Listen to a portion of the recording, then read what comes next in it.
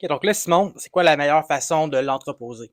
OK. Fait que dans la saison, d'un entraînement à l'autre, tu peux le laisser sur un support avec un gros support, là, pas les petits supports en métal, là, quelque chose de plus gros pour enlever la pression sur les épaules, puisque tu as le poids du wetsuit qui va tirer vers le bas.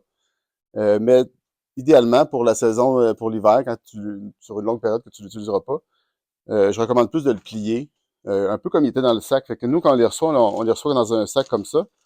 Fait que le wetsuit, il est vraiment bien plié.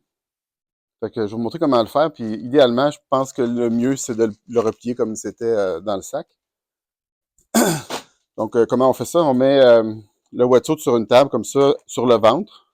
OK? Puis dans le sac, quand on déballe le sac, le wetsuit, il y a des petits trucs gonflables comme ça qui viennent de l'usine.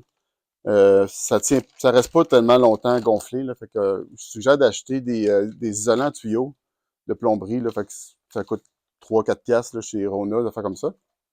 Tu le coupes. Fait que tu en mets un au niveau des jambes ici, comme ça. Fait que tu viens plier ta jambe par-dessus le rouleau. Comme ça, le néoprène ne sera pas plié ici, il va être enroulé autour de la mousse. Là, tu en mets un deuxième ici, au niveau des hanches à peu près. Tu fais le plier, comme ça.